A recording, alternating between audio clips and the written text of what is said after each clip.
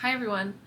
I want to talk about how I turned my pain into power after I went through a breakup in May. I've been thinking about it a lot lately, kind of, because it's been about 7 months and it's heading towards the end of the year. And during the end of the year, you get very contemplative about where you've been and where you're going.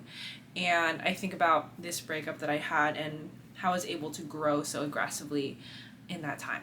So, a little bit of backstory. I was dating this guy. I had moved to New York City and met him quite shortly after I moved to New York. And he was a chef, and we ended things in May. He basically ended things with me at 2 a.m. with a text. It was very painful, and it sucked. It was sad. And I attach easily, and I am a simp for love. And so that really, really hurt me. And you know, I also struggle with mental health stuff, and so I went into a spiral a little bit. And I was also broke. I didn't really know what I was doing in New York, and it was a tough time for me. So when I went through that breakup, you kind of have choices on how you deal with things. Um, Going back to them, begging for them, or doing like revenge, like hookups, or I don't know, whatever, I guess, coping mechanisms that I've done, or whatever coping mechanisms one does. And I've done all of them in the past, but I think this year I did something a little different, and I think that really shows in a way that I've learned from my past. The moment he ended things with me, I didn't want to go back. I think there's this thought process that I've had recently about I will not try to convince someone to stay in my life if they want to leave. The door is always open. I will not force someone to stay. And the fact that that person had seen me through many different phases and parts of me and still decided to leave was a big tell. And I knew from the very start, from the time that he ended things, I no longer wanted to be involved. And so shortly after, I blocked him. It took a couple weeks, and what was kind of the final straw is he had sent me this text about, saying that he missed me, and that really messed with my head because he was the one that ended things, and I found that really disrespectful because he knew I was healing, and I also do like vlogs on my channel about healing, and he knew that I was really struggling with the breakup, and it was really painful for me. So after that time, I ended things with him. And when I ended things with him, in terms of like I blocked him and I really decided to 0% be involved, because I think there's this period, after breakup where like you may talk a little bit, just kind of like ease out of the process. I'm not perfect, but I blocked him, and from that time on, I decided something, that I would turn my pain into power. I would use whatever I was feeling to empower myself, and it was in a way that I had never done before. I didn't involve myself with guys. I strictly focused on myself and my career. And it's crazy. After he had texted me, I was with my parents at the Metropolitan Museum of Art here in New York City, and I had this drive inside of me, because it's like the moment he disrespected me, that time after the breakup, which was already incredibly painful, I knew that I would use this to become the best version of myself, to pursue all of my dreams, to do everything I've ever wanted to do. Because I think after a breakup, there's this aggressive fuel inside of you. And it's like this mix of like hate and anger, but also like this desire to prove yourself. And that's what I felt. And I was broke. I had like a month's rent left in my bank account. And I did not know what to do with my life. I didn't know. I had no idea. But what I did know is what I had learned from our breakup. And one of the things that I have really come to value is that every person I've ever dated, every person that I've ever even spent time with, has taught me something, and every person can teach you something if you're open to it. And I thought about all the things that my past relationship had taught me with this guy. He was a chef, right? And he would talk for hours and hours about food, and it was a little annoying at first, but then I realized I had subconsciously also fallen in love with food and restaurants and chef life, and this whole entire process. I was watching food videos all the time, and despite the fact we had broken up, his interests very much rubbed off on me. Not in the way that like I wanted to still be with him and it was my means of connection to him, but rather he introduced me to this entire world I had never even known before, the world of restaurants. Like, he was a chef at a Michelin star restaurant. Like, he had this whole different perspective on food and life, and it was so interesting. And I learned so much because all he talked about was food. And I think that was like something really actually invaluable. So I thought to myself, this is what I learned from the breakup. I learned about chef life. I learned about the intensive discipline that he had because of his chef life. I'm going to translate into making that a way that can benefit me. And because I had also fallen in love with food in the restaurant industry, I thought, why don't I do social media management? I had met one of his friends who had done it, and I went to school for photo and video, and I enjoy food and I love food shows. Like, what if I do that? And I literally spent like days applying to like different restaurants and going to these restaurants and like handing out my resume with zero experience with social media management.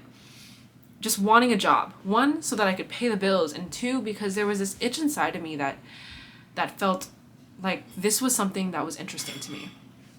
And so, that being said, I really turned this pain into power. I interviewed at all these restaurants, and all of a sudden I was working from 0 to 3 restaurants in like 2 weeks. I was working for an omakase place and like 2 other restaurants that were, they were like run by close friends, so one recommended the other, and I was making more money than I had like ever made in my life in like 2 seconds. It was crazy, and I was doing the things that I loved. I was taking photos and videos of food. I was like going behind in the kitchen and like seeing the processes of how like food was made and like talking to chefs and like butchers, and it was so incredibly interesting, and it was the first time that I really enjoyed all aspects of my job, and I was learning so much by talking to people. And I think like that's the concept of like not judging the moment as well, is that this breakup has now led to me making this entire career for myself that was built on the knowledge that this person, who may not have been the best partner, had taught me and enriched my life. And I think that is so incredibly important and empowering. And on top of that, I had a photo that was featured in the New York Times, and then I was featured in a publication or two that are like focused on food. And I learned videography. I had never done videography really before, besides like shooting on my iPhone. But one day a client was like, "Oh, can you do this video?" And I pretended like I knew what I was doing, didn't know what I was doing. First time I had ever hit record on my camera, like on my DSLR camera, and I just pretended. I barely knew how to focus with the manual focus. It was a mess. But I did it, and it's like, then all of a sudden this breakup had led to this career that led to like these publications that led to me getting out of my comfort zone, doing something that I always wanted to do but never had the courage to do, which was doing videography. And that's the thing, is like there are so many triggers, like positive triggers, that could lead to a certain kind of life experience that you never know if you're willing to take these things that may seem very painful to you in the moment, and you can transform them into the most incredible opportunities for life. After that, from one of my jobs, I had met a celebrity chef that I had seen on Netflix and admired so much and fangirled over so much, and somehow I started working for her. And then after working for her, I had met like one of the biggest chefs that I had ever met, that I super fangirled over because of her. And then all of a sudden I was in this world, this world of like celebrity chefs and big chefs, and I had no idea how I got there, and I got there in a matter of months. And it's mind-blowing to me because you just never know. And don't get me wrong, I worked so hard. All the pain from my breakup, all the anger and hate and insecurity that I felt inside of me, I channeled into my art.